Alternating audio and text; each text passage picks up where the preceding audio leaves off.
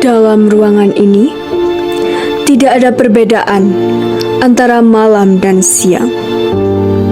Biarpun di kamar tidur Bahri hari sudah malam, kualitas cahaya dalam ruang mahkamah tetap sama.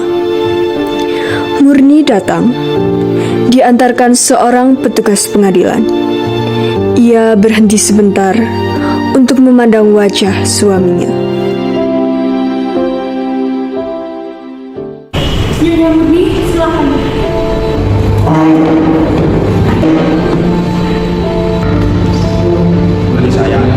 Mendengar kata sayang itu, Murni memalingkan muka, lalu duduk tertunduk. Pembela mendekati Murni, lalu berkata, Ada sedikit pengakuan yang ingin didengarkan oleh majelis hakim. Seperti yang kita ketahui bahwa Nyonya dahulu adalah kekasih dari Kapten Anwar. Nah, orang yang mencintai Nyonya bukan dia satu-satunya, melainkan ada yang lain, yakni Mayor Bahri, suami Nyonya yang sekarang mencintai juga. Kapten Anwar dijatuhi hukuman mati oleh pengadilan Medan Perang, dan yang menjadi ketua pengadilan tersebut adalah Mayor Bahri, suami Anda. Saya akan mengajukan beberapa pertanyaan, harap Nyonya jawab dengan jujur dan tunjukkan pada majelis hakim. Nyonya, sudah berapa lama Nyonya berumah tangga dengan Mayor Bahri? Lebih dari 30 tahun. Waktu yang cukup panjang untuk mengenali kepribadian seseorang. Berdasarkan pengetahuan Anda, apakah mungkin Mayor Bahri menjatuhkan hukuman kepada karibnya Kapten Anwar dengan maksud membunuhnya untuk mengawini Nyonya? Coba Nyonya renungkan dan jawab sejujur-jujurnya. Saya tidak perlu merenungkannya. Saya kenal sifat suami saya. Suami saya adalah seorang pejuang. Ia seorang prajurit. Tidak, dia bukan seorang pembunuh. Nyonya sampaikan yang lebih jelas pada majelis hakim. Suami saya tidak membunuh Anwar karena ini manusia. Terima kasih Nyonya. Untuk sementara sekian dulu ya. Saudara penuntut umum, giliran saudara. Nyonya Murni, apakah Nyonya seorang yang dapat dipercaya? Ataukah Nyonya berkata demikian hanya untuk sekedar memamerkan kesetiaan pada sang suami yang sebetulnya Nyonya sama sekali tidak memiliki?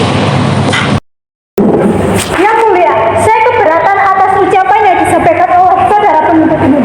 Di sini yang diadili adalah Mayor Bahri, bukan Nyonya Murni. Maaf yang mulia, saudara pembela terlalu terburu-buru. Saya belum selesai bicara. Saya tidak mengadili.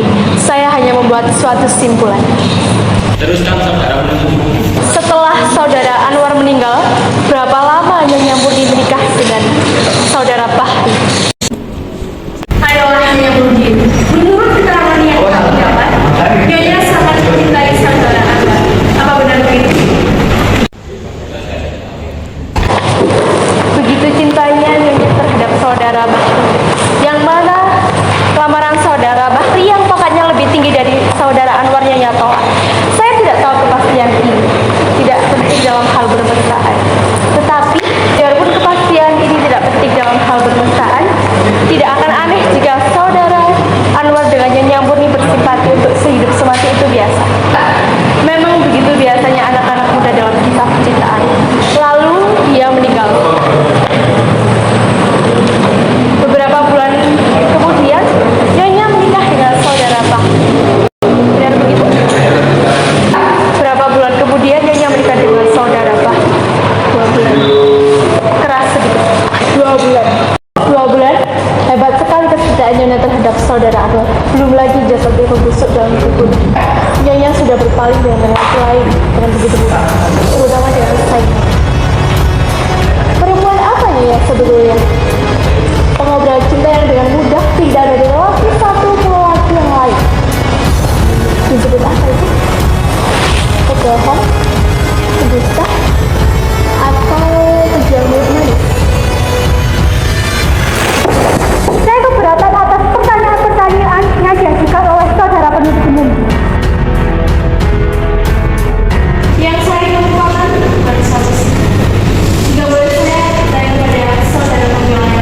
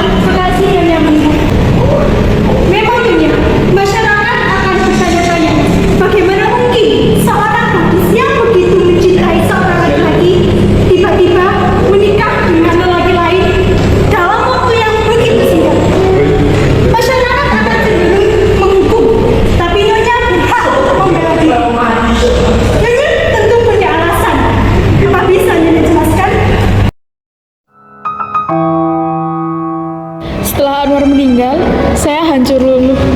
Dunia ini serasa kiamat. Saya hampir-hampir sesat. Saya memutuskan untuk bunuh diri, tapi Tuhan melindungi saya. Bermalam-malam saya berjuang melawan keinginan saya itu. Saya berhasil mengambil keputusan. Saya akan hidup terus. Saya harus bisa melupakan, tapi saya perempuan, sendiri memerlukan perlindungan. Satu-satunya orang yang mencintai saya kecuali Anwar adalah Bahri. Lalu saya membulatkan hati. Siapa tahu saya dapat belajar mencintai dia, karena ia lelaki yang baik, setia. Ia juga mencintai Anwar. Tidak pernah satu kata pun keluar dari mulutnya hal-hal yang memburukkan Anwar. Setelah kami menikah, setiap tahun ia membawa saya ziarah ke makam Anwar.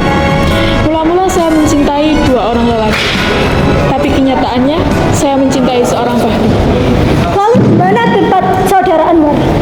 Kami berdua mencintai Anwar sebagai kenangan.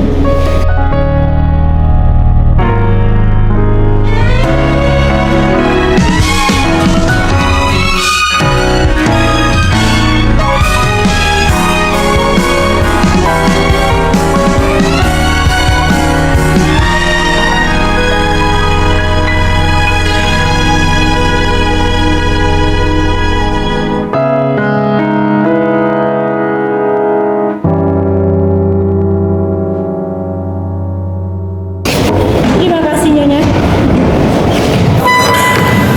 Nyonya Murni, apakah saudara Bahri membahagiakan Nyonya? Ia berusaha membahagiakan saya, dan saya memang bahagia. Nyonya dusta, bagaimana tidak? Baru tadi pagi, Nyonya mengeluh pada suami Nyonya. Nyonya menuntut saat-saat yang dapat dijadikan kenangan. Karena suami Nyonya tidak memberikan waktu yang menjadi hak Nyonya. Karena suami Nyonya adalah seorang yang tidak mengenal cinta dan mengawini Nyonya hanya karena nafsu semata. Oh, Nyonya mendengarkan sesuatu yang tidak diperuntukkan untuk telinga. Itu tidak menjadi soal. Di sini tidak ada rahasia. Bukan karena percakapan itu percakapan rahasia, tapi karena Nyonya tidak akan pernah paham bahasa yang kami gunakan. Bahasa yang berlaku antara suami dan istri adalah bahasa yang khusus. Karena bahasa yang berlaku hanya dapat dipahami oleh mereka berdua. Mungkin kata-katanya sama dengan yang Nyonya dengar di pasar atau dibaca di koran. Tapi setiap kata dibebani rasa yang tumbuh dari suka-duka kehidupan kemesraan kami berdua. Kalau begitu, tidak masuk akal sekali. Usaha manusia mendirikan pengadilan untuk menetapkan suatu perceraian. Perceraian terjadi jika bahasa itu sudah mati dan digantikan oleh bahasa pasar dan bahasa koran, maka jadi milik orang banyak. Baik, saya tidak akan memasuki persoalan itu lebih jauh. Yang mulia, yang ingin saya buktikan ialah bahwa saudara Bahri adalah seseorang yang dikendalikan oleh hawa nafsunya. Nyonya, waktu saudara Bahri melamar Nyonya dan Nyonya menolak lamarannya, apa kata-kata yang dikatakan oleh saudara Bahri? Saya mengerti kekecewaannya, apa yang diucapkan tidak penting. Penting atau tidak penting, itu adalah urusan majelis hakim. Apa katanya? Saya sudah lupa. Ayolah Nyonya, Nyonya tidak lupa. Yang mulia, apa saya boleh mengatakan sesuatu pada istri saya? Silakan. Katakan yang sebenarnya, Murni. Hanya kebenaran yang dapat menyelamatkan saya. Ia berkata, sekarang soalnya jelas sudah, apa yang menjadi niat waktu tertuduh menjatuhkan hukuman mati sudah jelas. Ia ingin membunuh saksi yang merupakan saingan baginya.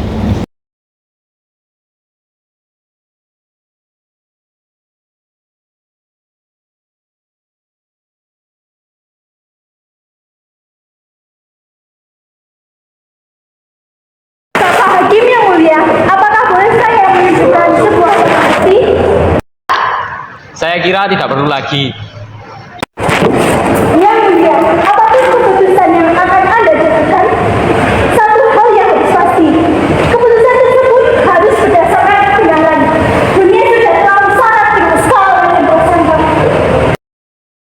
Baik, silakan. Surat ini ditulis pada malam setelah tertuduh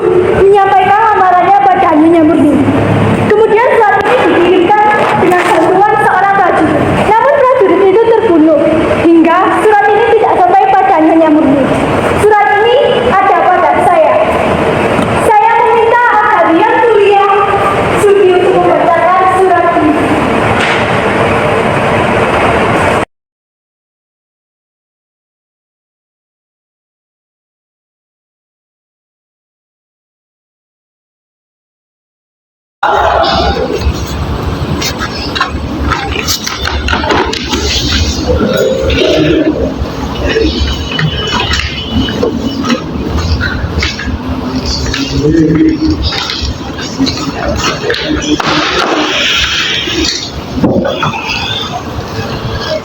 murni yang tercinta, biarpun cinta Kakanda telah Adinda tolak, semoga Adinda masih bersedia membaca surat ini dan mempertimbangkan permohonan Kakanda.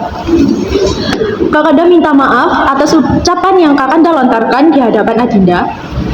Kakanda begitu kecewa dan sedih, hingga Kakanda kehilangan kendali atas diri Kakanda. Lalu Kakanda berkata, kalau begini tidak ada jalan lain, salah satu di antara kami, saya atau Anwar yang harus mati. Kakanda menyesal sedalam-dalamnya atas ucapan itu. Kakanda malu. Kakanda kini ingin bicara dari lubuk hati Kakanda. Adinda bebas menentukan pilihan. Jika Adinda memutuskan untuk memilih Anwar, maka Kakanda akan mengucapkan syukur dan berdoa pada Tuhan supaya kalian bahagia. Anwar adalah sahabat Kakanda. Kalau dia bahagia, maka Kakanda juga bahagia. Salam Kakanda, Saiful Bahri. Terima kasih Yang Mulia, saya tidak mengajukan pertanyaan lagi. Saudara penuntut umum masih ingin mengajukan pertanyaan pada saksi? Tidak Yang Mulia. Apa ada yang saudara sampaikan pada majelis hakim? Ada sedikit Yang Mulia, sebab perbuatan tentu dilakukan oleh sang pelaku. Pemeriksaan yang dilakukan sudah cukup jelas niat apa yang tersembunyi di balik hukuman yang ditajukan oleh tertuduh. Biarpun saudara Bahri mengatakan bahwa yang ia lakukan demi Tuhan, demi bangsa, dan demi negara, tetap saja niat yang dilakukan itu salah. Niatnya adalah menyingkirkan saya. Dia bukan orang yang melakukan tugas, tetapi dia harus dinyatakan sebagai seorang pembunuh. Terima kasih. Saudara pembela, saudara saya persilahkan untuk menyampaikan pembelaan saudara yang terakhir kepada majelis hakim. Majelis Hakim Yang Mulia, kini sampailah saya pada tugas terakhir saya, yaitu membantu dengan sekuat tenaga menegakkan kebenaran dan membalikan hak yang memang mempunyai hak. Perbuatan seseorang memang dinilai dari niat perilakunya, tapi siapa yang akan mengetahui niat seseorang? Jika kita dapat mengetahui, kita akan menilainya secara keterbatasan pribadi kita. Oleh karena itu, Majelis Hakim Yang Mulia, satu-satunya yang dapat menghakimi adalah pelaku itu sendiri. Tapi itu hanya akan terjadi jika hati sanubari orang tersebut masih dapat membedakan mana yang benar dan mana yang salah. Yang terbukti dalam mahkamah ini tidak apa-apa, kecuali bahwa saudara Saiful Bahri yang sekarang ini dihadapkan sebagai tertuduh adalah seorang yang jujur, rendah hati, percaya pada Tuhan, dan seorang yang memiliki tanggung jawab sepenuhnya atas perbuatannya.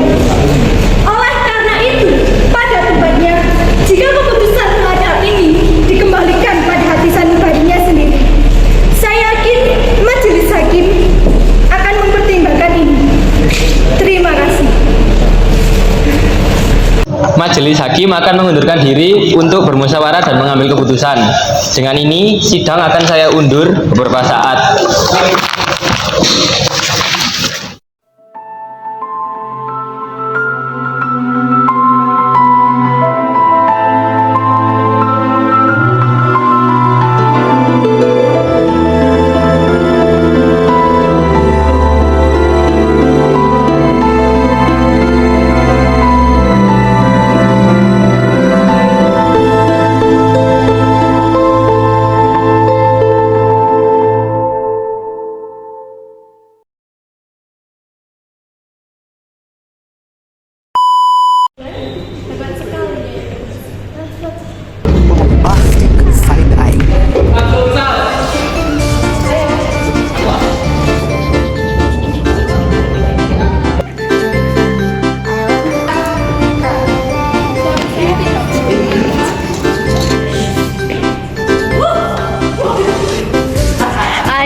لما شفتها قلبي دق 3 دقات